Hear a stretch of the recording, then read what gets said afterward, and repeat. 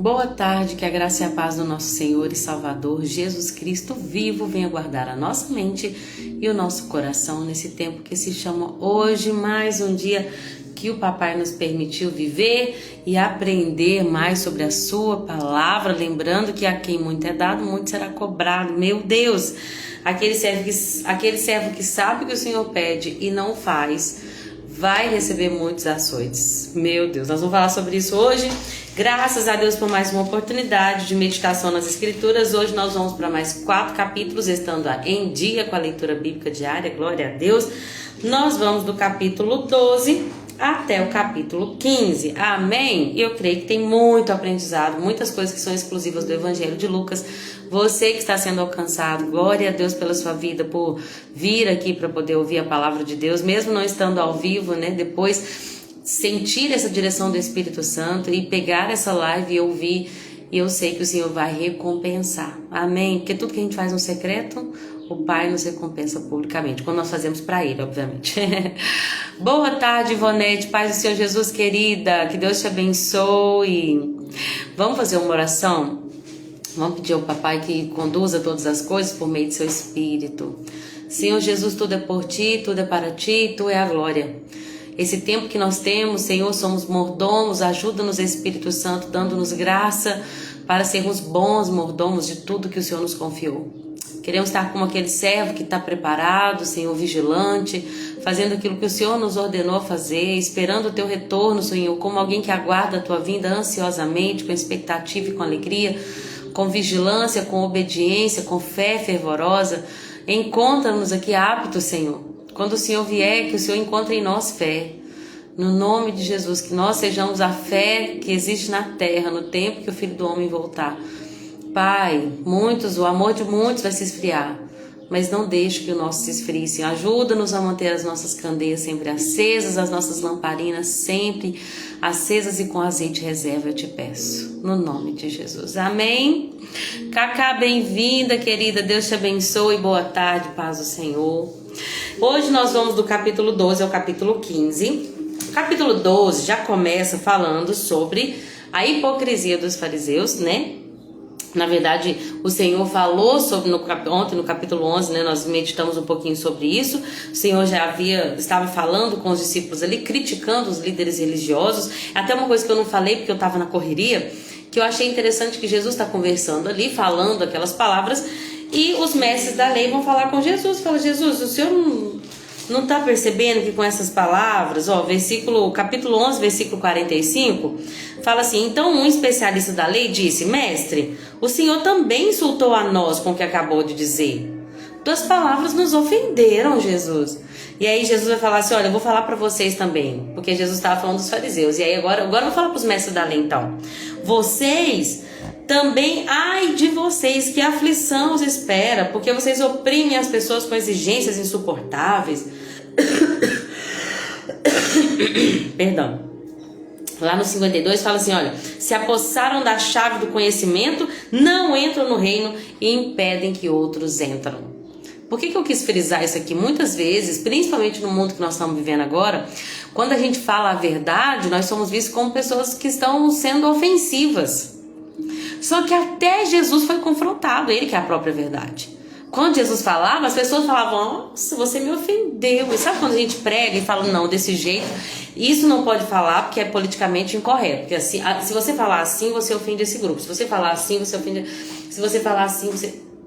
Nós temos que falar, pregar a verdade, com amor, com misericórdia, mas pregar a verdade, ainda que ela soe ofensiva para aqueles que estão na prática do erro. Amém? Eu quis comentar sobre isso porque mexeu comigo isso quando eu li ontem os mestres da lei, e lembrando que teve um mestre da lei que Jesus vai falar: olha, você está perto do reino do céu, lembra? Então eles estavam assim, talvez ali naquele momento eles estavam achando que Jesus estava falando só para os fariseus, mas aí de repente o que Jesus está falando começa a ofendê-los também.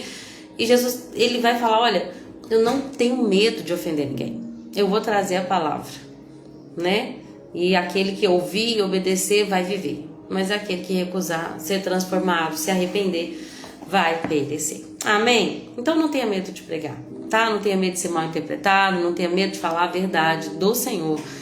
porque alguns podem de fato se escandalizar, mas nós, como Jesus, devemos ter um compromisso com a verdade. Amém? Capítulo 12, então, Jesus continua falando sobre a hipocrisia dos fariseus. Jesus vai falar, né, as multidões apertavam Jesus até que ele vai se voltar para os discípulos, lembrando que o compromisso de Jesus aqui é para aqueles que decidiram caminhar com ele, aqueles que decidiram também ter um compromisso com ele.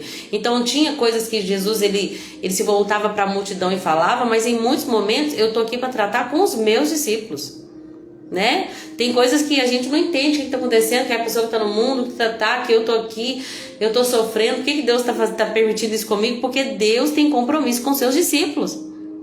Se Deus quer te ensinar e te moldar, você vai passar por um processo que talvez a pessoa que está lá no mundo, no meio da multidão, que não crê, que não tem compromisso, não vai passar. Mas nós que estivermos perto, nós vamos ser ensinados por Ele, disciplinados por Ele. Porque qual pai que não disciplina o filho é aquele que ama, né? De fato a Bíblia diz, o pai que ama disciplina os seus filhos. Quem que o pai não disciplina? O bastardo. E nós somos filhos, amém? Dona Piedade, seja bem-vinda, querida, paz do Senhor Jesus. Já vou até cumprimentar aqui de uma vez a Dona Leni também, que assiste todas as noites. Beijo, minha querida, Jesus abençoe a noite de você e da minha mãezinha, e hoje à noite que vocês estejam guardados debaixo das asas do Altíssimo, amém? Então, gente, Jesus começa falando assim, olha, tenham cuidado com o fermento dos fariseus, que é a hipocrisia, que é a falsidade, porque virá o dia em que tudo que está encoberto vai ser revelado, e tudo que está em secreto será divulgado. E aí Jesus vai falar, olha, aquilo que foi dito no escuro vai ser ouvido às claras, e o que conversar a portas fechadas será proclamado dos telhados. Já falei sobre isso antes, né? Até quando eu errei e falei que a mentira, a verdade tem perna curta. Ai, gente, não repara não. Gente, uma coisa que é fato, nada que está escondido vai ficar para sempre escondido. Não há nada que está sendo feito no secreto que não vai ser visto, que não vai ser trago à luz. E isso deve gerar temor em nosso coração. Deus vê o oculto, portanto a nossa fé deve ser sincera. Tem uma coisa que eu prego seja verdadeiro. Não é porque você está pregando, que você quer a credibilidade das pessoas, que você vai fingir ser quem você não é. Seja verdadeiro. Ó, tô aqui, tô pregando, eu sei que a palavra, tô tentando, mas sou falho, sou pecador, essa semana mesmo eu errei. Eu gosto de demonstrar a minha humanidade para que as pessoas entendam que o mensageiro, né, como nós falamos ontem, a mensagem ela transcende o mensageiro. O mensageiro muitas vezes vai ser falho. Quantas pessoas que se escandalizaram com pastores, com líderes, porque achavam que ele era um Deus, um santo, já pronto, totalmente santificado, e por causa de um escândalo essa pessoa deixou de seguir a Jesus, que é de fato santo, que é justo e eterno.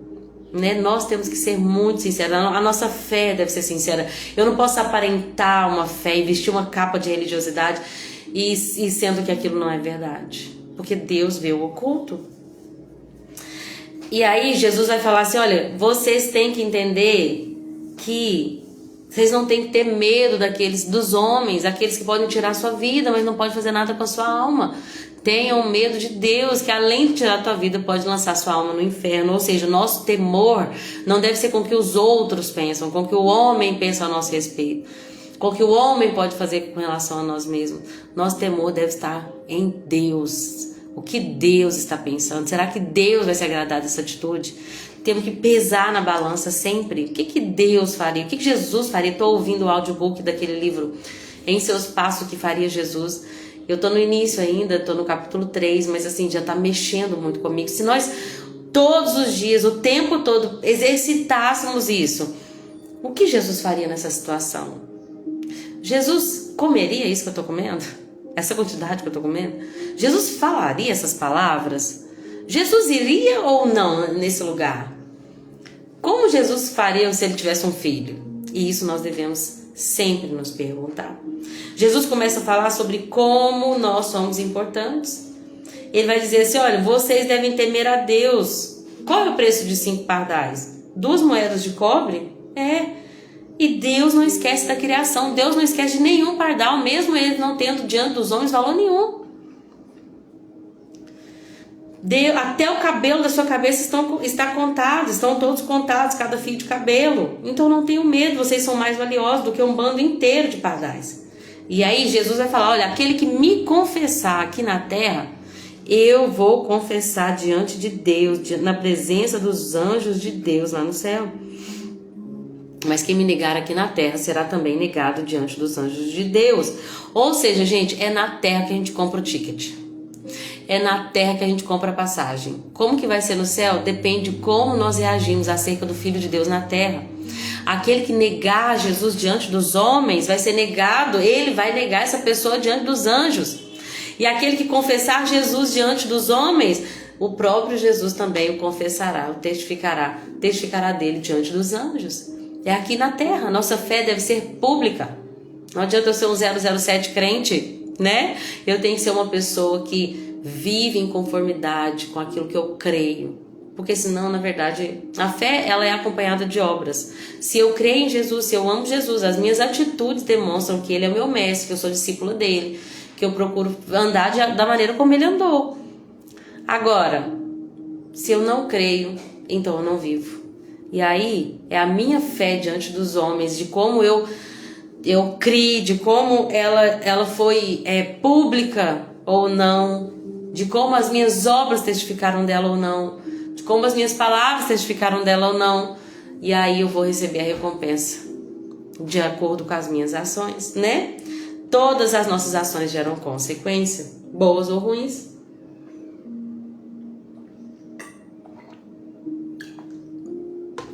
E aí tem a parábola do rico insensato, né? É aquele homem que era ganancioso. Aqui, gente, fala que Jesus está lá pregando de coisas espirituais e eternas. Quantas vezes nós somos assim, meu Deus? Nós colocamos diante de Jesus umas coisas. Jesus está lá falando do reino de Deus. E aí um homem fala assim, ô Jesus, fala pro meu irmão dividir a herança comigo. Jesus fala, amigo, quem me pôs como juiz sobre vocês para decidir essas coisas? Estou falando de coisas eternas, estou falando de coisas espirituais. Você está aqui falando de dinheiro na terra. Meu filho, pelo amor de Deus. Oi, mãezinha, seja bem-vinda, querida.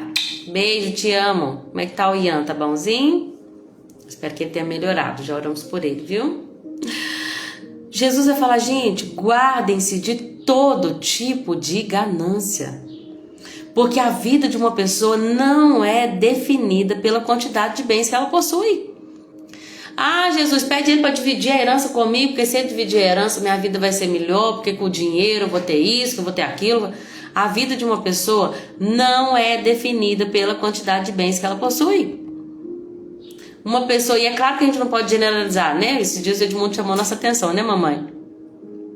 Ô mãe, não fala isso comigo não, eu quero comer rosquinha, quentinha. Ah, não é possível que eu vou deixar de ir na academia para ir tomar café na sua casa. Não, me ajuda. Brincadeira. Minha mãe escreveu aqui, estou assando rosquinha e ouvindo você. Então, gente, Jesus, o Edmundo até chamou minha atenção esses dias, né? Nossa atenção, né, mãezinha? A gente tem essa mania de falar que todo rico é infeliz e que todo pobre é feliz, né? Como se, a pessoa é rica, mas será que ela é feliz? Ela tem dinheiro, sabe assim, o pobre sempre fala isso, né? Minha mãe falou que foi num bairro, assim, de pessoas, né, extremamente ricas financeiramente falando, e aí eu logo falei, mas será que elas são felizes, né? Aquela coisa, né? E aí o Edmundo falou, olha, pode ter um rico, gente, que é rico para com Deus, é rico no mundo, porque tem bens financeiros, mas é rico para com Deus. Tem muito pobre que é pobre para com Deus também, e ele é infeliz também. Então a gente tem essa mania de generalizar, né? É porque a gente não quer vislumbrar, olha esse bairro, olha quem mora nesse bairro, olha aquela casa. A gente sabe que nem sempre é assim, né? Tem pessoas que moram em mansões, mas mansões que estão vazias de amor, de felicidade, né? Nem tudo que é sucesso para o mundo é de fato sucesso para a alma, né? Ianzinho tava com febre, Ivonete, aí minha mãe tá com ele lá na casa dela. Me conta pra gente aí, mãe, se ele tá melhorzinho. Chiquinha, seja bem-vinda, querida. Gente, a vida de uma pessoa não é definida pela quantidade de seus bens, né? Eu já falei muito sobre isso aqui. E aí Jesus vai contar essa parábola. Um homem rico tinha uma propriedade fértil que produziu boas colheitas. E ele pensou consigo, o que devo fazer? Não tem espaço para tudo que eu colhi, gente. Não tem nem como guardar tanto dinheiro, tantos bens, tanto recurso. O que eu vou fazer com tudo isso que eu ganhei? Já sei. Vou aumentar meus celeiros para caber mais, para guardar mais. E assim eu vou viver o resto da vida, tranquilo. Acabou, tô com a vida feita. Não preciso depender de Deus para nada, porque eu tenho recurso, porque eu tenho, né? Vou dizer para mim mesmo, amigo, oh meu Deus, egocêntrico não, deixa. Você guardou o suficiente para muitos anos. Agora descanse, coma, beba, alegre. Sua vida tá ganha. Só que Jesus vai dizer, mas Deus lhe disse, louco, hoje mesmo você vai morrer. E quem ficará com o fruto do seu trabalho? Sim, olha essa frase. É loucura acumular riquezas terrenas e não ser rico para com Deus. Sabe, eu falei sobre fazer esse exercício, o que Jesus faria? E eu acho que uma coisa que nós temos que, eu acredito que uma coisa que nós temos que exercitar é isso. Com essa minha atitude, eu vou estar acumulando riquezas na terra ou riquezas para com Deus? Como eu posso ser rico para com Deus? Tá, eu vou entrar num trabalho, conseguir uma oportunidade, vou ganhar 10 mil por mês, glória a Deus. Mas você vai entrar nesse trabalho com qual objetivo? Você quer ser rico para com Deus? Ou você quer acumular riquezas?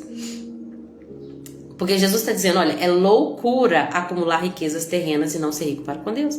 Então se você entrou naquele trabalho que ganha 10 mil, 20 mil, 50 mil, mas Deus te colocou ali, porque você vai ser um bom mordomo do dinheiro, o dinheiro nunca vai ter seu coração, Deus vai te usar para alcançar pessoas, né? Deus vai, esse recurso que você tem nunca vai te tornar autônomo, independente de Deus, não, você vai ser aquela pessoa que vai ser usada por Deus para agraciar a vida do necessitado, né? Deus vai honrar você, sua casa, sua família, e você nunca vai se orgulhar daquilo, sempre vai devolver a glória para Deus. Então amém, ganhe 50, 100 mil por mês.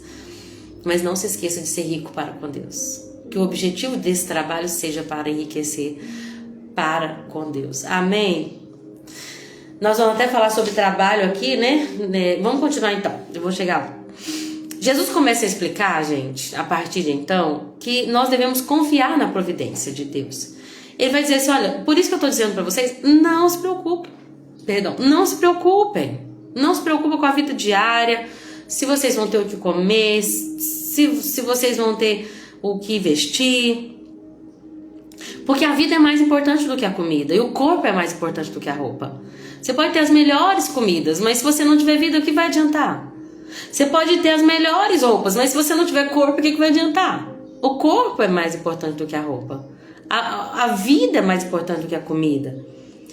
E vocês não podem, gente, acrescentar 1 minuto sequer na vida de vocês. Vocês não conseguem acrescentar 1 hora na vida de vocês. Por mais preocupado que você esteja, vocês não podem fazer uma coisa tão pequena, que é acrescentar 1 hora a mais de vida daquilo que Deus definiu. Então, se vocês não conseguem fazer uma coisa tão pequena, por que vocês estão preocupados com as maiores? Sabe, tem coisa que não tá na nossa mão, e preocupar hoje com o que vai acontecer amanhã só vai acabar com o meu dia de hoje. Então vamos viver, tem falado muito isso, vamos viver um dia de cada vez?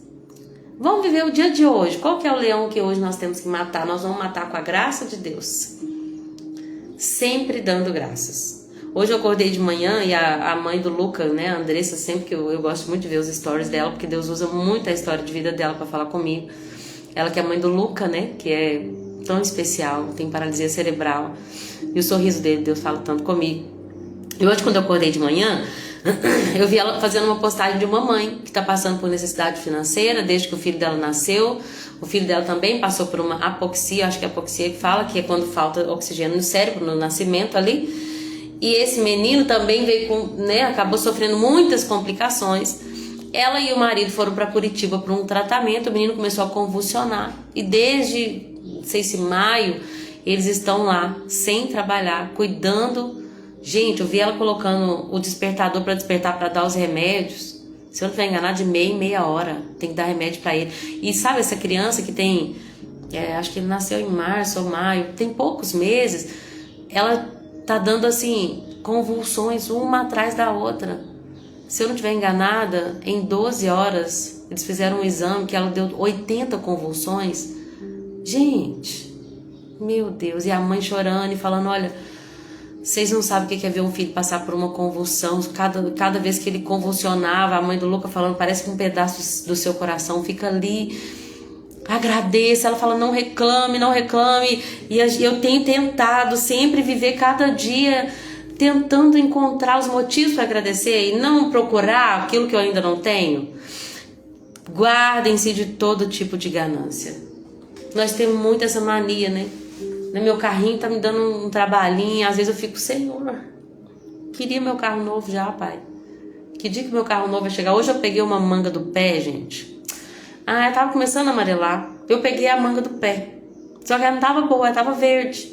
E Deus falou comigo, filha, você ainda não aprendeu que quando você colhe antes da hora, você não desfruta de tudo. Você não desfruta do bom. Você vai comer o negócio antes da hora, vai ser ruim, vai ser azedo. Então, minha filha, calma. E hoje, quando eu tava no carro, eu pensei, gente, quantas vezes a gente foca naquilo que a gente quer ter e não valoriza o que tem. Obrigada, Deus, porque se chover, eu tô guardada dentro desse carro com minhas crianças. Obrigada pela... Gente, o que é isso, né?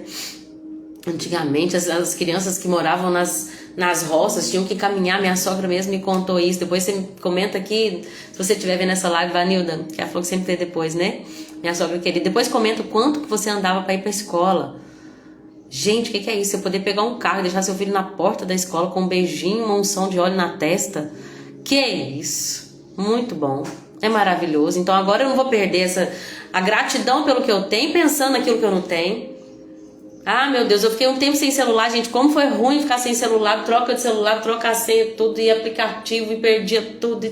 Uma tristeza, o celular que eu ganhava, estragava, uma luta sem celular. Agora que eu tenho esse, eu penso, nossa, mas a câmera do iPhone é bem melhor, né? Ingrata! Ingrata! Seja grata pelo telefone que você tem, é uma bênção. Eu tô falando isso, gente, no geral, quantas vezes nós temos. Você tem uma casa alugada ou sua? É um abrigo, tem gente que não tem. Tem gente que passou um furacão lá no Caribe, levou casas inteiras. Agradeça pelo que tem. Mas não tá pintada. Mas eu não tenho minha cozinha gourmet. Não! Agradece, porque a vida de um homem não está relacionada com a quantidade de bens que ele possui. Cacá tá contando que andou muito pra ir pra escola. Meu Deus, tá vendo, gente? Minha mãe me contava que não tinha mochila, né? O que as crianças de hoje nós podemos dar pras crianças, uma mochila de rodinha. Eu não sei se é coisa da minha cabeça que a gente inventa também, escuta de outras pessoas, mas se eu não estiver enganada, mãe, você usava o saquinho de arroz, né? O saco de arroz para colocar seu caderno. Vamos agradecer, gente, porque não há nada melhor do que ser rico para com Deus. Deixa eu só colocar aqui a palavra ganância, só pra gente poder meditar sobre ela. Jesus falou todo tipo de ganância. Ganância é um desejo intenso, imoderado e egoísta. Você viu como é que esse moço foi egoísta? Ele falou assim, falei de mim para mim mesmo, né? Assim, direi a mim mesmo, amigo. Ele se chamou de amigo, gente. Que egocentrismo, meu Deus. Que egoísmo. Vamos de novo. Desejo intenso, imoderado e egoísta por riquezas, poder ou bens materiais, que muitas vezes leva a atos desonestos e prejudica o bem-estar de outras pessoas. Cuidado, guardem-se, guarde o coração de vocês de todo tipo de ganância, que é um desejo intenso, imoderado e egoísta por riquezas, poder ou bens materiais. Amém? Jesus vai dizer então, se vocês não precisam se preocupar, não me preocupo com amanhã não. Será que amanhã vai ser assim? Será que eu vou conseguir? Será que eu vou chegar? Não, vamos viver o hoje. O amanhã a gente só tem que orar. Orar e pedir a Deus, é claro, a gente tem que orar. Senhor, vai me dando direção, vai me mostrando o que o Senhor quer de mim pro ano 2026. Vocês já começaram a orar? A gente tá na hora já. Amanhã é novembro. Começa já a orar, Senhor, começa a me mostrar onde o Senhor quer que eu esteja, quais projetos eu devo abraçar, quais projetos eu devo apartar de abraçar, onde o Senhor quer que eu esteja, o que o Senhor quer que eu faça em novembro, em 2026. Qual é a tua vontade para mim, para minha casa, para 2026? Amém? Já ora, tem orado, fala, Senhor, qual escola que meu filho estuda, Senhor, me mostra. Eu posso mandar minha filha de van, ou ela vai ter alguma influência na van que não vai ser bom, é para eu ficar mais pertinho de novo, ou eu posso ganhar esse tempinho, vai ser melhor para casa, para a família. Qual é a tua vontade? Para tudo, pergunte em tudo, Senhor, amém? Consulte ao Senhor. Jesus fala, não adianta se preocupar. Mas aqui, Deus cuida até da natureza. Olha os corvos. Aqui fala corvos. Eles não plantam, não colhem, não guardam comida em celeiros, mas Deus alimenta eles. Vocês valem muito mais do que qualquer corvo. Olha os lírios, como eles são belos. Nem Salomão com toda a sua glória se vestiu como eles. Vocês valem mais do que lírios. Ou seja, se Deus cuida até da criação, Ele vai cuidar dos seus filhos. Não se preocupem, confiem na providência de Deus. Amém? A Cacá disse isso quando tinha o saquinho de arroz. Quando tinha o saquinho de arroz, minha mãe conta. Meu Deus. Graças nós damos, né? Por tudo que nós temos podido experimentar. Eu digo pelos meus filhos, né? Os dois eu comprei mochila de rodinha esse ano para eles. Era um sonho meu comprar mochila de rodinha para eles. Que até então a gente não tinha podido. Que bênção que é tê-los com saúde já é uma bênção. Tem hora que eu estresso, aí eu sempre... Minha filha me lembra. Às vezes eu falo, meu Deus, o José não para de chorar, tudo o José reclama, tudo o José... Cecília fala, melhor do que o Luca, né, mãe? Que não chora, que não fala, que não anda. Que a gente prega, gente, eles escutam, eles usam tudo contra nós. E eu falo, é verdade. E aí Jesus vai falar assim, olha, ajuntem tesouros no céu, vendam os seus bens, deem aos necessitados e com isso ajuntarão tesouros no céu. Gente, esse negócio de juntar para filho, vamos juntar uma riqueza para o meu filho ter herança, não. Deus vai cuidar do seu filho. Não tô falando que não tem que deixar herança não, mas tem muitos pais que estão tão preocupados com o futuro dos filhos, que talvez até pensem que depende deles. Deixa eu te falar, Deus está cuidando de tudo. Olha o que Jesus falou, pode vender tudo que vocês têm, que vocês vão comprar uma riqueza, vocês vão ter uma riqueza lá no céu, vão juntar tesouros no céu. Lá no céu as bolsas não desgastam, não se desfazem, o seu tesouro está seguro, é um ótimo investimento. Lá a bolsa não fale, nenhuma empresa vai cair, vai para falência, não, a financeira é confiável, você não vai cair em nenhum tipo de golpe, tá? Você não vai cair em pirâmide. Investimento bem sucedido é juntar tesouros no céu. Amém? Jesus então diz assim, olha, estejam vestidos, prontos para servir e mantenham suas lâmpadas acesas. Essa é a versão da NVT, né? As versões mais tradicionais falam o seguinte, vocês devem ter lido nela, então eu quero falar sobre ela para trazer esse entendimento. Lucas 12:35 diz assim, estejam cingidos os vossos lombos, Pedro também fala sobre isso, e acesas as vossas candeias. Eu queria falar um pouquinho sobre isso. Deixa eu mostrar para vocês o que significa cingir os lombos.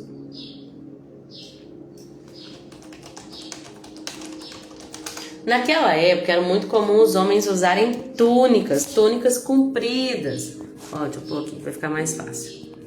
E essa túnica comprida aqui, para uma pessoa que vai trabalhar, lutar, correr, fazer alguma atividade, aí ele tem que fugir. Essa túnica é muito perigosa, ele pode cair. Como é que ele vai correr velozmente com uma túnica dessa? Como que ele vai trabalhar de forma eficiente com uma túnica dessa? Então, naquela época, falar cingir os lombos significa que esteja preparado. Ó, pega a túnica, tinha um jeitinho certo de amarrá-la, de maneira que você estivesse preparado. Ó, deixa eu mostrar para vocês. Dessa forma aqui, ó, você está preparado, você pode sair, você pode lutar, você pode correr, você pode fugir, você pode trabalhar. Jesus está dizendo, estejam cingidos os vossos lombos e mantenham acesas as vossas candeias ou as vossas lâmpadas, né? Nós temos falado tanto sobre as 10 virgens, como Deus tem falado conosco, né? Acesas as vossas candeias, como Deus tem falado conosco sobre manter a lâmpada acesa, né? Então, o que Jesus está dizendo? Olha, estejam prontos. Vocês têm que estar preparados para a vinda do Senhor, porque nós não sabemos quando se dará. Suas lâmpadas devem estar acesas, como se esperassem o seu Senhor voltar do banquete do casamento. Imagine que você é um servo que está esperando o seu dono, né? O escravo, ele tinha um dono. E ele tinha seus afazeres, suas atribuições, que ele tinha que obedecer em tudo, que ele é escravo, ele não é dono de si mesmo. Agora o escravo, ele tem uma autoridade sobre ele, alguém que governa sobre ele. Essa pessoa pode trocar o nome dele, pode definir a cor do cabelo dele, que a pessoa manda nele. Você tem que ser como esse servo que espera o seu senhor voltar do banquete de casamento. Quando o senhor dele chegar, ele rapidamente, ele vai estar pronto, vai abrir a porta, vai deixá-lo entrar no momento que ele chegar e bater. O servo que estiver pronto, aguardando o seu retorno, vai ser recompensado.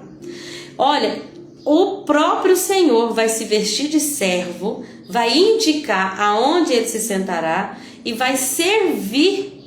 Esses servos fiéis vão ser servidos enquanto estão à mesa. Uau! Olha o que Jesus está dizendo. Você que é um servo fiel, quando eu voltar, quando o Senhor voltar, eu vou fazer vocês sentarem. E, gente, servo não senta à mesa. Mas ele disse, olha, você vai sentar à mesa e eu vou te servir. O que é isso? Glória a Deus por isso. Oi, André, seja bem-vindo.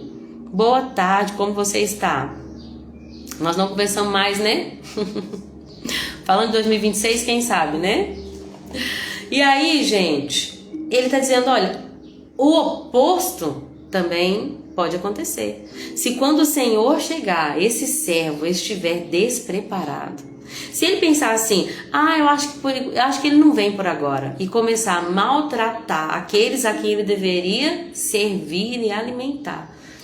Se ele começar a beber, comer e embriagar-se, comer, beber e se embriagar, quando esse Senhor voltar, esse servo vai ser castigado, vai receber o mesmo destino dos incrédulos.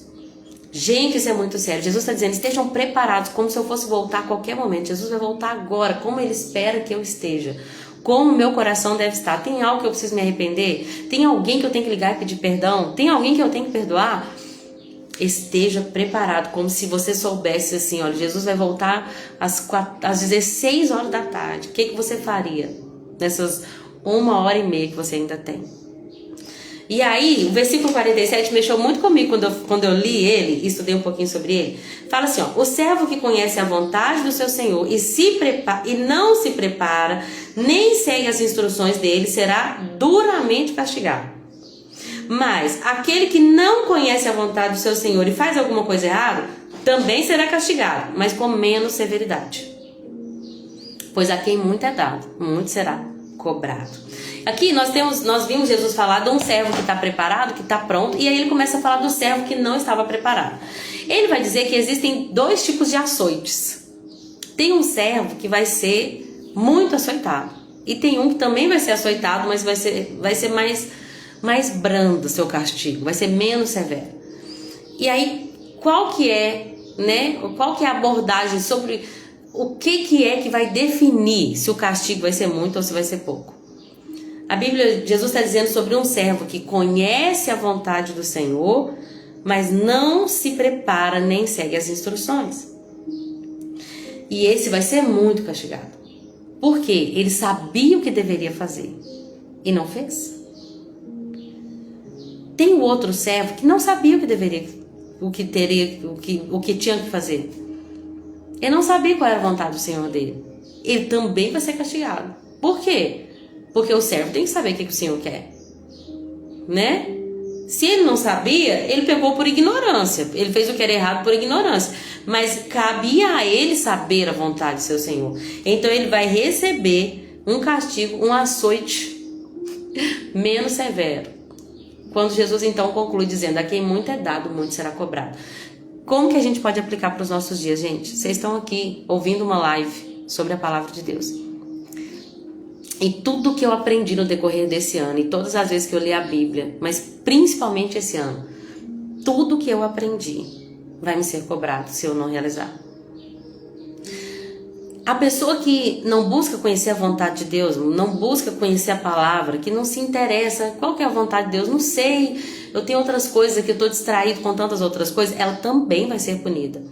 Mas a pessoa que está lendo a Bíblia, que está descobrindo os princípios, que está conhecendo a vontade de Deus, e essa pessoa não cumpre essa vontade, ela vai ser duramente castigada. E isso é muito sério, porque eu senti muito Deus falando comigo. Porque, gente, é muito fácil falar, façam com os outros aquilo que você gostaria que fizessem com você mesmo. Mas praticar isso, quando você está na sua frente, uma pessoa que você quer se vingar, mas Jesus está dizendo, não, você vai fazer com essa pessoa aquilo que você gostaria que ela fizesse com você. Trata ela com respeito, trata ela com dedicação, com carinho. Trata bem os filhos dela, mesmo se ela desprezar os seus filhos. Trata com carinho, com amor os filhos dela, porque é isso que você gostaria que ela fizesse. Ah, ela me deu uma resposta sem educação. Você vai dar a ela uma resposta com educação, porque é isso que você gostaria que fizesse com você. O que eu quero dizer com tudo isso, gente? Tudo que nós estamos aprendendo com as lives, tudo que nós estamos aprendendo com a palavra de Deus, nós vamos ser cobrados. Nós vamos ser cobrados de todos os princípios que nós fomos expostos. Se nós não praticarmos. A quem muito é dado, muito será cobrado. Aí não adianta você falar assim, então eu não vou ler a Bíblia mais não, porque quem muito é dado, muito será cobrado. Eu não quero essa responsabilidade. Não, é sua obrigação saber o que o seu Senhor quer que você faça. Não é porque o castigo vai ser menor, você está sendo um servo negligente. Nós temos que ser como o servo lá de cima da parábola, que está preparado, que está fazendo o que Deus mandou que fosse feito, e que está com a lâmpada acesa, lombos cingidos, na expectativa do retorno do seu Senhor. Amém? Jesus vai dizer, olha, eu vim para causar chamas, eu vim para trazer... não paz para a guerra, para a terra. Eu vim para trazer divisão. O que ele quer dizer aqui, gente? Não é que Jesus quer destruir famílias. Não, ele quer dizer assim, olha, que algumas pessoas vão decidir estar com Cristo. E que por causa disso, por causa daquelas outras pessoas que decidiram não estar com Cristo, uma casa vai se dividir. Quantos, né? Nós vemos, por exemplo, né, lá no Oriente, famílias muçulmanas, que o pai vai falar com os filhos, olha, se vocês se converterem, vocês vão ser desprezados, vocês vão ser... como é que é quando a pessoa perde a herança? Vocês vão ser... Fugiu a palavra, gente. Deserdados, né? Você vai ser deserdado. Alguns pais que até agridem seus filhos. Tem pais que entregam seus filhos para a morte quando eles se convertem ao cristianismo, né? Nesse contexto de perseguição. Olha, Jesus está dizendo, aquele que decidir me seguir, se por causa dessa decisão o pai dele o odiar, então eu vim para trazer guerra. Vou colocar filha contra mãe, mãe contra filha. Eu vim para colocar nora contra sogra, pai contra sogra, pai contra filho, filho contra pai.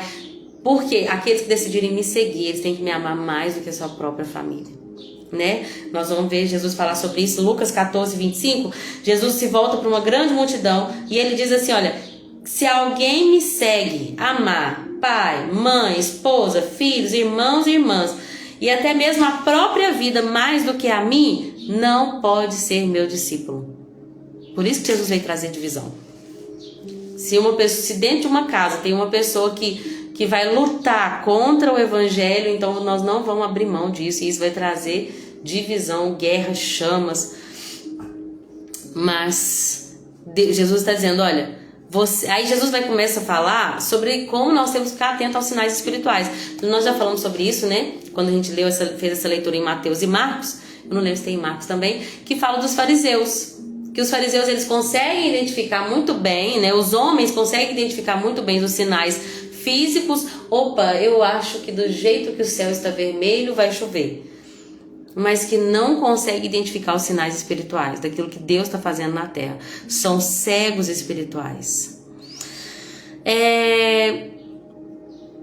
O capítulo 13, deixa eu falar do finalzinho do capítulo 12, eu não lembro se eu falei quando a gente leu os últimos evangelhos, mas o final do capítulo 12 vai falar assim, olha, quando você e seu adversário estiverem a caminho do tribunal, procurem acertar as diferenças antes de chegar lá.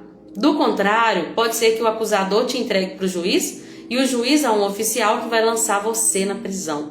Eu lhe digo, você não será solto enquanto não tiver pago até o último centavo. Eu não lembro se eu falei sobre isso na última live, na última leitura.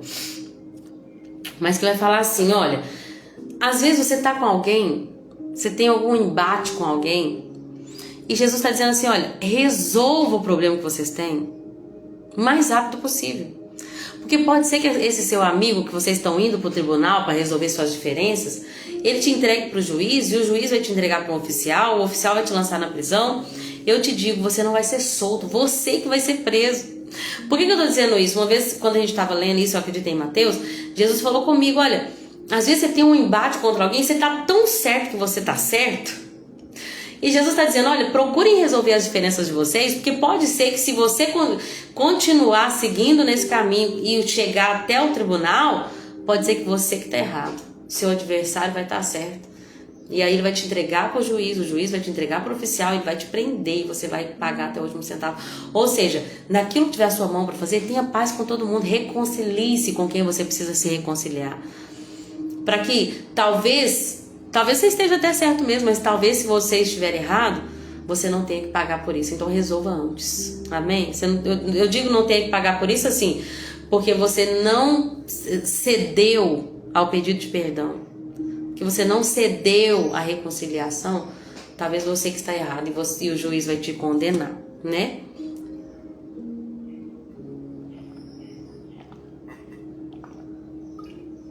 Capítulo 13. E eu falei só um capítulo. Ah, nem tem jeito pra mim, não tem? Não tem jeito pra mim. Tem jeito sim, tô brincando. Nós vamos até o 15, mas agora vai ser mais rápido, tá bom? Capítulo 13, tem uma coisa que é exclusiva de Lucas, quando ele fala de uns acontecimentos, lembrando que Lucas era um grande historiador, né? Então, ele vem trazer como que Jesus veio em um período da história. Jesus não é um mito, Jesus é a verdade. Inclusive, Jesus vai comentar sobre fatos que aconteceram ali contemporâneos, né? Jesus foi informado que Pilatos tinha assassinado algumas pessoas da Galileia enquanto ofereciam sacrifício. E Jesus vai falar assim: vocês acham que eles eram mais pecadores porque eles estavam envolvidos nessa tragédia? Mamãe, já mandei beijo pra Dona Leni lá no início, tá? Mandar beijo de novo. Beijo, Dona Leni. Eu já tinha mandado, tá? E aí, ele fala de uma outra tragédia que aconteceu. Lembra daqueles 18 que morreram quando a torre de Siloé caiu? Vocês acham que eles eram mais pecadores? Não. Eu volto a lhes dizer, se vocês não se arrependerem, vocês também morrerão. E é uma coisa que eu sempre penso, e Deus sempre me lembra dessa passagem. Sabe quando acontece alguma coisa assim? Aconteceu um desastre, uma pessoa fez um atentado. E aí você pensa, nossa, morreram tais pessoas nesse atentado. Com certeza, às vezes vem essa seta assim, com certeza eram pecadores, né? Como se nós não fôssemos, né? Ah, entrou na escola, matou 17 alunos e tal, nossa, com certeza eram todas pessoas do mundo que não temiam a Deus. Não é que a gente fica assim? Talvez nós nos sentimos mais protegidos. Não, isso não aconteceria com meus filhos porque eu temo a Deus. Tipo isso. Jesus está dizendo que aqui, uma pessoa que passou por uma tragédia e morreu, não quer dizer que ela tem mais pecado do que aquele que vai morrer com 102 anos, mas que vai morrer e vai direto para o inferno. Porque todos nós vamos morrer. Todos nós, a não ser que formos arrebatados, mas de fato a nossa carne vai ter que ser transformada. Todos nós precisamos de arrependimento. Se a gente morreu jovem numa terrível tragédia, ou se a gente vai morrer com 102 anos, não importa quando, o fato é que temos que nos arrepender, senão nós vamos participar da morte eterna. Essa morte, sim, deve ser temida. E ela vem para aqueles que rejeitaram, né, o Cordeiro, que não, como ele diz aqui, não confessaram o Cordeiro, não seguiram as suas ordens. Né? Isso é muito interessante. Jesus está dizendo, olha, não olhem para as pessoas que estão morrendo em tragédias como se eles fossem mais pecadores. Se você não se arrepender, você vai morrer como eles. Em jovem idade ou na velhice, você também vai morrer. Eles não são mais pecadores. Ninguém é mais especial do que ninguém, a não ser que realmente se converta e aí vai participar da vida eterna. Todos vão morrer, né? E aí, gente, ele vai falar, vai ter a parábola da figueira que não produz frutos. Um homem tinha uma figueira no meio de um vinhedo. O que é um vinhedo? É um lugar que tem várias vinhas, produz uva. Ai, várias vinhas, né? Várias videiras. No meio do vinhedo tinha uma figueira. Diferente, né? Uma figueira no meio do vinhedo. E aí, esse dono da vinha, né? Enfim, desse terreno que tinha a vinha e a figueira, ele vai procurar frutos na figueira, mas não vai achar durante 3 anos. E ele fica bravo. Poxa, eu tenho essa figueira aqui, todo ano eu venho aqui, e ela nunca tá dando fruto. Pra que ela tá aqui então? Eu vou cortar ela. Ele vai dizer pro jardineiro, esperei 3 anos, não encontrei um figo sequer. Corte essa figueira. pois está ocupando espaço no pomar. O jardineiro vai responder: deixa só mais um ano, eu vou escavar ao redor, vou adubar, vou cuidar dela. Se ela der fruto, ótimo. Se não der, vamos cortar. O que simboliza muito rapidamente essa parábola? Olha, e é muito lindo como que a Bíblia toda passa por um jardim, desde o início até o final da Bíblia. A gente vai ver jardim, já falei sobre isso aqui algumas vezes. Inclusive até Maria Madalena pensa que Jesus é o jardineiro, né? Jesus, ele vem trazer essa ideia de que ele é o jardineiro. Ele é aquele que com misericórdia vai trazer o adubo, o fertilizante para essa figueira, para que ela produza fruto. Agora, se ela vai produzir ou não, aí de fato existe misericórdia, mas se ela continuar improdutiva, aí de fato vai chegar o juízo e de fato ela vai ser cortada. A gente vai ver Jesus é esse que vem com misericórdia. Vamos dar mais uma chance para ela. 3 anos ela não te deu nada, mas vamos esperar mais um ano. Só que essa misericórdia, ela vai ter um tempo, né? O Senhor é muito misericordioso, mas haverá o tempo.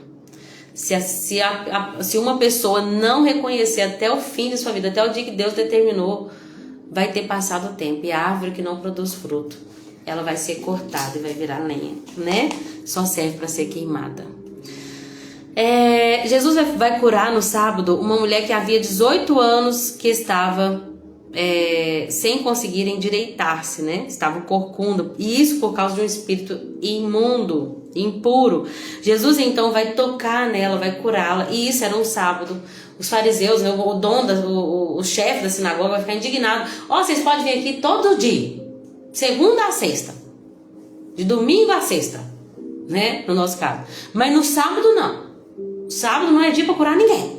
E o chefe da sinagoga vai ficar bravo, quando Jesus vai ficar indignado também, vai falar: olha, venham vem há 6 dias da semana. Ele diz, né? Venham nesses dias para ser curado, não no sábado.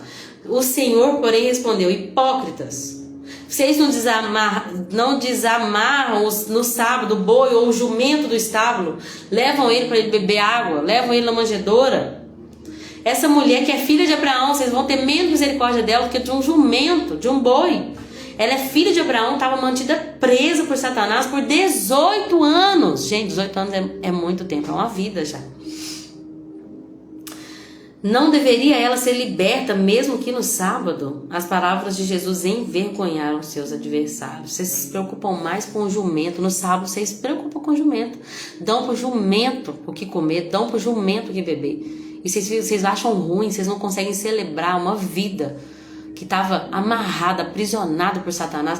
Gente, o sábado não veio para ser um fardo, uma regra religiosa. O sábado veio para você descansar. Não é assim, agora nós temos o sábado, nós temos que cumprir, e mesmo que, né, aquele peso religioso, vocês estão perdendo a essência. Vocês têm que desfrutar. O sábado é para vocês desfrutarem do Senhor, para que vocês não trabalhassem, se envolvessem em tantas atividades e distrações. Vocês são desses, né? Se for para enriquecer, eu vou trabalhar segunda a segunda, 24 horas por dia. Não, livrem-se de todo tipo de ganância. Amém? O sábado foi feito para o homem, não o homem para o sábado. Jesus fala da parábola da semente de mostarda e do fermento, já falamos sobre isso, né? Como que o reino de Deus ele começa pequeno, tem uma ação invisível, mas que produz grandes transformações. Ele vai falar sobre a porta estreita, né? Alguém vai perguntar para ele: Senhor, só alguns poucos serão salvos? E ele vai responder: esforcem-se para entrar pela porta estreita, pois muitos vão tentar entrar, mas não vão conseguir. O que ele está dizendo? Olha, para vocês entrarem, gente, a porta é Jesus e é de graça, mas vai exigir de nós espiritualmente compromisso, obediência diária, tomar a nossa cruz. É de graça a salvação, não é por merecimento, mas exige de nós uma persistência para permanecer nela, porque o caminho é estreito. Nós não podemos deixar que a facilidade da carne, a soberba da vida, né? A cobiça dos olhos, a cobiça da carne venha nos tirar. É porta estreita, é renúncia, né? É de graça, mas requer também renúncia, esforço e dedicação. Eu acho lindo o versículo 29 do 13, que fala que Jesus fala, olha, vai vir gente de toda parte, do leste, do oeste, do norte, do sul, para ocupar os seus lugares, a mesa no reino de Deus, né? Eles pensam, na mesa vai ter só os patriarcas. Não, vai ter gentio sentado à mesa, em lugares de honra. Eu e você poderemos sentar à mesa no reino do Messias, mesmo sendo gentios, porque por causa dessa universalidade do evangelho, amém? Jesus vai lamentar sobre Jerusalém, né? Eles vão falar para Jesus, olha, Herodes Antipas quer matar você, e ele vai dizer, vão dizer aquela raposa, que eu vou continuar a expulsar demônios e curar hoje e amanhã, e no terceiro dia realizarei meu propósito. Jesus já estava indicando, né, como que seria a morte dele, que ele vai dizer, olha, vou seguir meu caminho, porque nenhum profeta de Deus deve ser morto fora de Jerusalém. Jerusalém é conhecida como a cidade que mata os profetas, e ele vai dizer, olha, eu vou morrer lá. Já estava predizendo a sua morte. E aí nós vamos para o capítulo 14, Jesus vai curar um hidrópico, que é uma pessoa que está passando por um inchaço por causa de retenção de líquido, um inchaço muito grande. Ele vai curar aquele hidrópico numa casa de um líder fariseu também no sábado. Jesus ele traz confronto, gente, é guerra, não é paz. Muitas vezes nós vamos ser confrontados por ele. Jesus vai ensinar sobre a humildade. Essa parte do capítulo 14 mexe muito comigo, porque ela confronta as nossas motivações. Ela vai dizer que quando Jesus chegou num jantar, os convidados procuravam ocupar os melhores lugares, né? Vou sentar aqui. Naquela época era comum isso, até a Fernanda pregou no Encontro com Deus uma coisa linda, sobre os lugares à mesa. E eu não sei explicar direito, né? Mas ela vai falar que, olha, João tinha um lugar especial à mesa. Ele recostava no peito de Jesus. Deixa eu só pegar essa passagem, porque eu sempre confundo a palavra.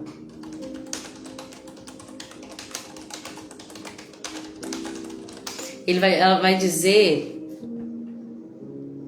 reclinava-se sobre o peito de Jesus. Ela veio dizer que naquela época, na ceia, né? Jesus, ele escolheu ali os lugares, né? As pessoas que ficavam nos últimos lugares eram os servos. E as pessoas que ficavam nos primeiros lugares eram quem ele queria honrar. E aí Jesus vai honrar João, que ficou ali, né, à direita ou à esquerda dele, a ponto de que ele conseguia reclinar-se, né, sobre o peito de Jesus. Pedro, que era o líder, o que a Bíblia diz? Se você quer ser o líder, seja o servo de todos. Pedro, Jesus colocou lá no lugar dos servos, lá atrás. Tanto que quando Jesus vai falar assim, vai falar para João, pergunta para ele, porque Pedro estava longe, pergunta para ele quem vai te trair. João estava pertinho, Jesus honrou João. Jesus colocou Pedro lá atrás, porque o maior tem que ser o menor, e do outro lado estava Judas.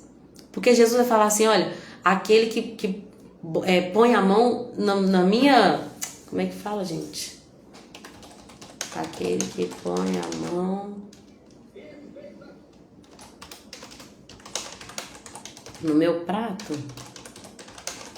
Deixa eu só achar aqui. Aquele que comeu comigo no prato há de me trair. Tem até uma parte que fala que mete a mão no... Como é que é, gente?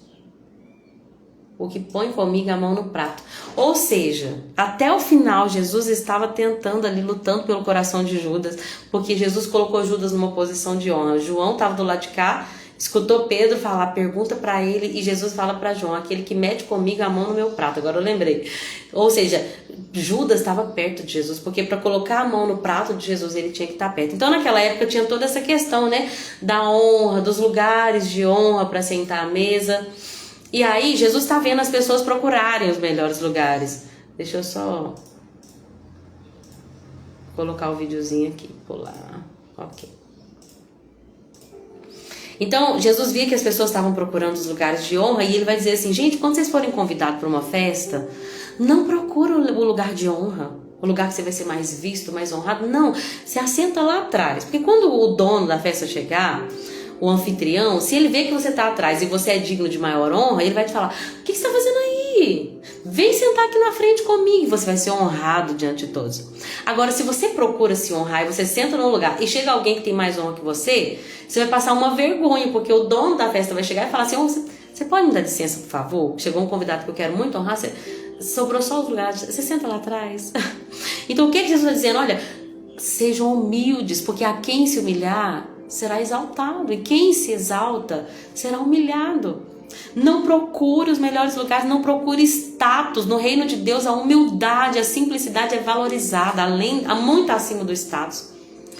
Jesus vai dizer o seguinte: olha, quando vocês forem fazer uma festa, isso aqui mexe comigo, olha, não convide os seus amigos, seus irmãos, seus parentes, os vizinhos ricos, porque se você convidar essas pessoas, eles podem retribuir o convite, e isso vai ser sua única recompensa. Você chamou um rico para uma festa, ele te chamou para a festa dele, que legal, essa foi sua única recompensa. Mas se você convidar os pobres, os aleijados, os mancos e os cegos, na ressurreição dos justos, vocês serão recompensados por ter convidado aqueles que não podiam te retribuir. Meu Deus.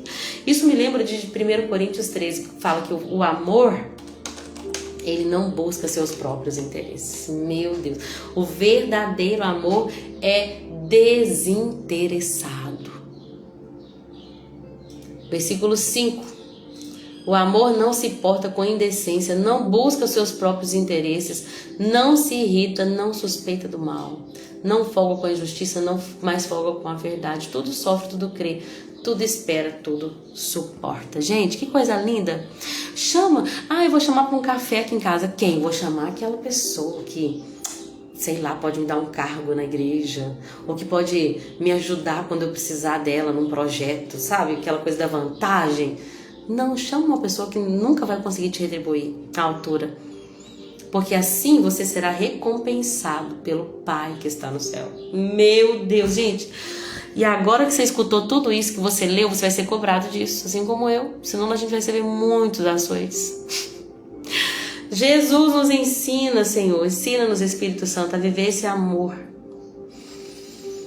Esse amor desinteressado. Por isso que quando a gente vai numa cadeia e a gente prega numa fazendinha, num hospital, mas essas pessoas nunca vão se converter, mas essas pessoas nunca vão participar e vir para a nossa igreja, mas essas pessoas, a gente tem que ter um amor desinteressado. Amém? Amém, Ivonete? Falei de fazendinha, sempre lembro da Ivonete. E aí ele fala sobre a parábola do grande banquete. Uma pessoa falou assim: nossa, feliz é aquele que participar do banquete. É feliz, sim, só que o problema é que muitos são convidados e não estão querendo participar. Jesus vai contar, olha, tinha um certo homem que preparou um grande banquete e enviou muitos convites. Quando estava tudo pronto, mandou seu servo dizer aos convidados: venham, o banquete está pronto. Só que eles deram várias desculpas. Um falou: comprei um campo e preciso inspecioná-lo. Comprei 5 juntas de bois e quero experimentá-las. O outro falou: sinto muito, não posso ir, que eu acabei de casar. E aí o servo vai voltar e o Senhor vai ficar furioso. Vai falar assim: olha, vá pelas ruas, pelos becos, convida os pobres, aleijados, cegos, mancos. Depois de cumprir, falou: ainda tem lugar. Então vai pelas estradas do campo, junto às cercas, entre as videiras, chama todos que você encontrar. E insista com todos que encontrar para que venham, de modo que a minha casa fique cheia. Pois nenhum dos que antes foram convidados provará do meu banquete. Essas desculpinhas, gente, eu até achei um site falando sobre isso, eram desculpas esfarrapadas. Deixa eu só abrir aqui que eu mandei no WhatsApp o estudo. Mas de fato, tudo que são coisas lícitas, gente. Jesus nunca falou que a gente não poderia ter um campo. Jesus nunca falou que a gente não poderia ter 5 juntas de bois. Jesus não é contra o casamento de jeito nenhum. Ele falou: não, deixará o homem, seu pai e sua mãe vai se unir a sua mulher e os dois serão uma só carne, que o homem não separe, que Deus uniu. Só que nada pode tomar a prioridade de Deus no nosso coração. Nós temos que ter prioridades, coisas que, ainda que lícitas, se elas nos afastam de Deus, elas estão com a prioridade no nosso coração, e nós temos que rever esse conceito. Nesse estudo fala assim, olha, as desculpas para faltar ao banquete são ridiculamente ruins. Ninguém compra uma terra sem ver primeiro. Comprei um campo, agora eu preciso vê-lo. Ninguém compra uma terra sem antes vê-lo. E a compra de bois também, a mesma coisa. Quem compra uma junta de bois antes de experimentá-lo? É o que está se dizendo aqui. E o que exatamente impediria um casal recém-casado de comparecer a um evento social? Por que uma pessoa que acabou de casar não pode participar de uma bodas, de um evento, de um jantar? São desculpas. todas as 3 desculpas da parábola revelam a falta de sinceridade. No fundo, eles não queriam ir. Dos convidados. A interpretação é que os judeus da época de Jesus não tinham nenhuma desculpa válida para rejeitar a mensagem de Jesus. Na verdade, eles tinham todos os motivos para aceitá-lo como o Messias, mas eles não fazem isso. Agora, trazendo para o nosso dia de hoje, como essa inversão de valores. Comprar um campo. Muitas vezes o campo representa negócios, aquilo que vai me render dinheiro. O que é o campo? Vamos colocar aí, aquilo, é onde eu vou me envolver para trazer o recurso para minha casa, é o meu trabalho. Trabalhar, gente, é bênção, mas se o seu trabalho te afasta de Deus, reveja suas prioridades. E o que são, o que é as juntas de boi? Juntas de boi também simboliza trabalho, mas como juntas de boi tem aquela coisa de fato, né? Não aquilo que vai, também o que vai trazer lucro, sim, mas o sentido daquilo que vai pôr a mão na massa. Eu quis entender os juntas de boi como os projetos, aquilo que você quer fazer, aquilo que você quer realizar. Vamos colocar aí que uma pessoa tem um sonho de fazer uma coisa, de realizar um projeto, ou de conquistar alguma coisa, de chegar a algum lugar, né? Eu tenho um diploma que eu vou morrer de estudar porque eu quero alcançar esse diploma. Juntas de boi me lembra disso, projetos que você tem que botar a mão na massa, né? A mão no arado para realizar. Só que se isso te afasta de Deus, reveja suas prioridades. E por fim, o casamento. Até mesmo a sua própria família não pode ser uma desculpa para você viver o que Deus quer que você viva, né? Para onde você está caminhando? Me conta aqui, Cacá. Me coloca no contexto. Para onde você está caminhando? Seria os bois? As juntas de bois? Fala aqui para eu poder entender exatamente o que você quis dizer. Enquanto isso, Jesus começa a falar, gente, esse texto Deus falou muito comigo ano passado, ou esse ano, acho que foi ano passado. O preço do discipulado. Você quer ser discípulo de Jesus? As juntas de boi é para onde você está caminhando. Faz sentido mesmo, Cacá. Né? Lembrando que junta de boi também traz esse sentido da união, com quem você está junto e fazendo o quê, né? Porque a junta te prendeu a outro boi para realizar alguma coisa. E aquelas juntas de bois ali, para onde você está caminhando e com quem você está caminhando, olha como é que o Espírito Santo vai trabalhando, né? Com a igreja toda, Deus usa cada uma das revelações, né? E aquilo não pode me afastar do plano de Deus, porque essas pessoas não vão provar do banquete do Messias, quando o reino dele for, de fato, né? Gente, fugiu a palavra. Manifesto aqui na terra. O custo do discipulado é aquele versículo que eu falei. Olha, ninguém que ama o pai, a mãe, irmão, irmãs, filho e nem a sua própria vida mais do que a minha é digno de ser meu discípulo. Você quer ser meu discípulo? Pensa bem. Qual que é o homem que vai... Olha só, você tem que planejar antes de entrar num projeto. Qual que é o homem que vai construir uma torre que não vai olhar se tem todos os materiais? Porque senão vai ficar só no alicerce e vai passar vergonha. Qual que é o rei que vai entrar para uma guerra? Presta atenção que o evangelho ele vai falar sobre edificação e sobre guerra. Qual que é o rei que vai entrar para uma guerra e vendo que tem 20 mil contra ele, né? Se ele não antes calcular e depois ele chega lá, tem 20 mil contra ele tem só 10 mil. Vai passar vergonha. Ele vai ser destruído. É melhor ele fazer um acordo de paz enquanto o inimigo está longe. O que Jesus está querendo dizer? Você quer entrar mesmo no discipulado? Quer ser meu discípulo? Pense bem antes. Que o custo é alto, requer tudo. Meu Deus. Da mesma forma, da mesma forma, versículo 33 do 14, ninguém pode se tornar meu discípulo sem abrir mão de tudo que possui. Meu Deus. Gente, quando o nosso foco é o reino dos céus, nada pode nos prender nessa terra. Nada, nem ninguém. Nosso foco deve ser o Senhor. E eu sei que é difícil viver isso, mas é onde Deus quer nos levar. E agora que você sabe, mais açoite, se não realizar. Brincadeira. O último capítulo, vou andar bem rapidinho, né? A maioria das pessoas conhece essas parábolas, eu já tô aqui falando há mais de 1 hora. Vai falar sobre coisas perdidas. Primeiro a gente vê uma ovelha perdida no meio de 100. Depois a gente vê uma moeda perdida dentro de casa. Depois a gente vê 2 filhos perdidos. né? Que é o filho pródigo. A gente tem essa palavra, a gente tem esse título, a parábola do filho pródigo. E a gente muitas vezes foca no filho pródigo. Só que Jesus não focou só em um. Esse título veio, gente, isso não tem nos originais. Os originais da Bíblia que foram escritos, na verdade, não existe nenhum original. Meu marido me corrigiu ontem. Existem cópias, né? Mas mesmo nas cópias dos originais não existem títulos. Os títulos foram acrescentados depois para ficar mais fácil para nós. Isso aqui é o quê? Ah, tá. Parábola da ovelha perdida. Beleza. Próximo é o quê? Ah, tá. Parábola da moeda perdida. É só para facilitar, mas não tem títulos na escrita da Bíblia original, nos manuscritos, nem nas cópias. Né? Nós não temos acesso ao original, mas não tem os títulos. E aí a gente muitas vezes fica focado no pródigo, o filho pródigo. Só que a parábola não é sobre o pródigo apenas. É sobre um pai que tem 2 filhos. Um que se perdeu e foi para fora e outro que ficou perdido dentro de casa. Nós vamos falar rapidamente sobre isso, tá? Por que Jesus começa a falar de pessoas perdidas, simbolizando, né, pelas parábolas? Porque os fariseus começam a falar, olha, você se associa com pecadores. Cobradores de impostos e outros pecadores estavam vindo ver Jesus ensinar e Jesus estava falando com eles, não, que associação é essa?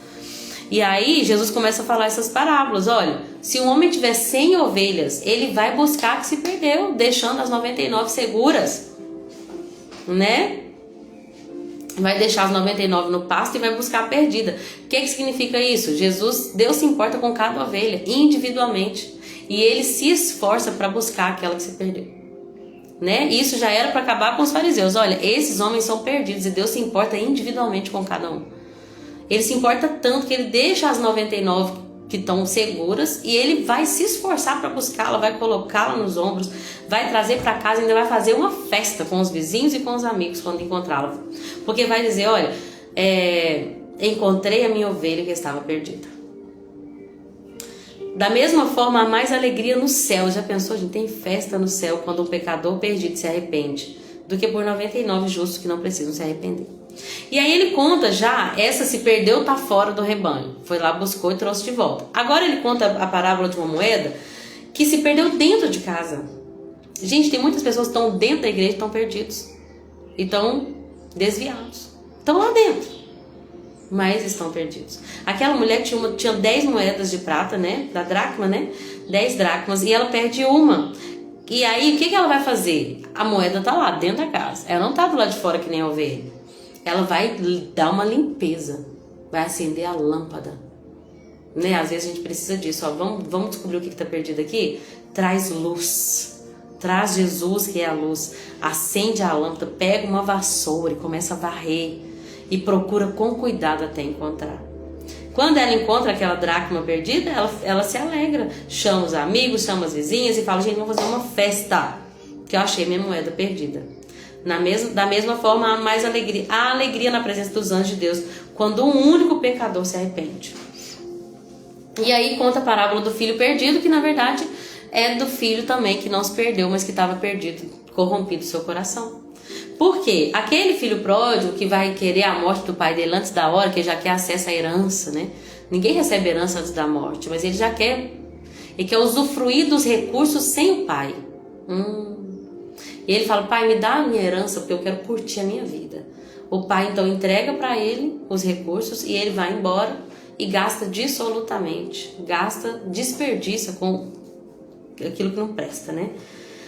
E aí, de forma desregrada, quando o dinheiro acabou, veio uma fome na terra e ele vai passar aperto, né? Ele vai viver uma humilhação, porque para o judeu, alguém ter que trabalhar com porco já era uma humilhação, porque o porco era imundo. Ele não apenas trabalhava com porco, ele estava comendo a comida dos porcos. É muita humilhação. Ele então lembra, opa, meu pai, ele trata muito melhor do que eu estou vivendo aqui. Os servos dele, eu já sei, eu vou embora para casa. Vou falar com ele, olha, eu não sou digno de ser chamado filho. Pode me tratar como seu empregado, que eu vou estar melhor como empregado do que do jeito que eu estou aqui. Né? Uma maneira de tentar voltar e encontrar alguma dignidade. Quando ele volta para casa, o pai trata ele como filho. Filho amado. O pai vai dar um anel no dedo, vai colocar roupa nova, vai fazer uma festa. Vai pôr sandálias nos seus pés, ou seja, vai honrá-lo. Vai matar um novilho, vai fazer um banquete para celebrar. Quando o outro filho que está lá trabalhando, ó, nunca saí de perto do meu pai. Mas quando ele volta, ele não consegue se alegrar com aquilo que o pai se alegra. ele vai dizer assim, eu vou ficar aqui fora, eu não vou nem entrar, pirracenta. Vou ficar aqui fora. O pai insiste com o filho, filho, vamos entrar. Aí o filho vai falar, olha, todos esses anos eu tenho trabalhado como um escravo. O filho que voltou, ele falou, eu só quero estar perto do meu pai, mesmo que seja como um servo. Mas esse que estava perto do pai, ele se via como um escravo, ele estava fazendo por obrigação. Eu estou aqui trabalhando como um escravo. Nunca desobedeci a nada. E o senhor nunca me deu nem um cabrito. E agora esse seu filho desperdiça seu dinheiro com prostitutas e o senhor manda matar o novilho. E o pai responde, filho, você está sempre comigo. Tudo que eu tenho já é seu. O filho, ele não desfrutava dentro da casa do pai daquilo que o pai tinha. Tudo que eu tenho é seu. Você não precisa se ver como um escravo que tem que fazer, porque senão... Não. Você tinha acesso já a todos os meus bens. Você que se viu como escravo. Ele estava perdido dentro da casa do pai. E assim que a gente vai entender como os fariseus estavam. Mesmo sendo israelitas, mesmo sendo de um povo escolhido, eles estavam perdidos e corrompidos na sua ideia do que é obediência. Não desfrutando daquilo que Deus estava fazendo no mundo, não se alegrando com aquilo que Deus se alegrava, com o Pai se alegrava. Amém? E assim eu termino a live de hoje, com um pouquinho mais de 1 hora. Quero agradecer a todos vocês que ficaram até o final. Obrigada, Cacá, obrigada, mãezinha, obrigada, Ivonete e obrigada, Chiquinha. Deus abençoe vocês, viu, minhas queridas? Eu espero que tenha sido edificante para vocês e que nós todos venhamos colocar em prática tudo aquilo que ouvimos e lemos, porque o Evangelho é muito mais do que apenas conhecer de Bíblia. O Evangelho é de um povo que quer ser como o Mestre, parecido com Jesus. Amém? Obrigada por tudo. Beijo, Deus abençoa e até amanhã, se assim Jesus permitir. Amanhã não, desculpa.